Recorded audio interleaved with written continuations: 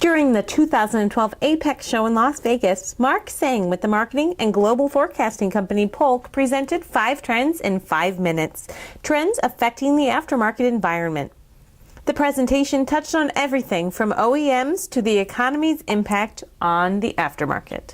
Trend number 1, OEMs are becoming much more aggressive and competitive as light vehicle sales recover. We're seeing a nice, steady recovery in vehicle sales. We'll take a look at that in detail here in a second, but at the same time, the OEMs are becoming much more aggressive. We're seeing it in marketing programs and pricing strategies and incentives out there, and it's really interesting what's happening with the players. And really we see the playing field as being much more healthy, much more level. The hard impact of the recession is behind us. The natural disasters, the impact of the tsunami and the earthquake are behind us, and the key OEMs in the United States are in as good a better position than they've ever been. And we really see them making a comeback and helping to drive those new vehicle sales as the new vehicle sales recover, and they're really going after the consumer's attention as they enter the showrooms once again. Trend number 2, the vehicle population continues to age. Vehicle demographics and vehicle statistics continue to turn and change in the favor of the aftermarket.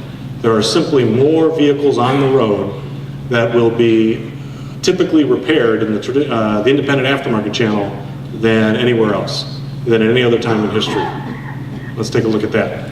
When you look at average age of vehicles stands now at about 11.3 years total. Over the last 10 years, when you look at cars alone, they've increased 14%. Light trucks have increased 17% over that time frame. That brings us to trend number 3. CUVs and mid-size cars are driving the recovery in new vehicle sales.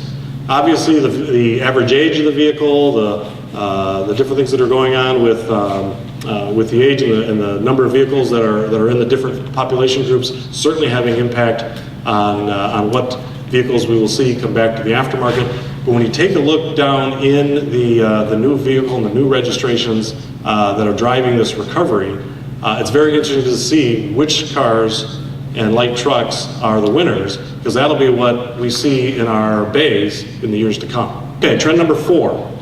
Globalization of platforms and model families is accelerating.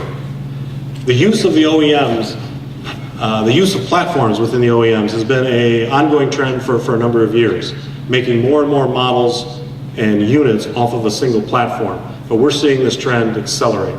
We're seeing a lot more models and facelifts and redesigns being introduced. Talk about the OEMs and how aggressive they're getting, and we think this trend is going to do nothing but accelerate. That brings us to the final trend, trend number 5. Technologically advanced vehicles, we believe, offer increasing aftermarket opportunity.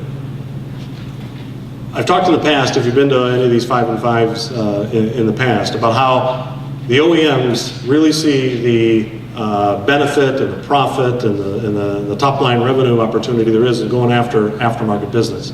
Obviously, as light vehicle sales took a hit, they were looking to make up that profit somewhere. They've become very aggressive in the aftermarket.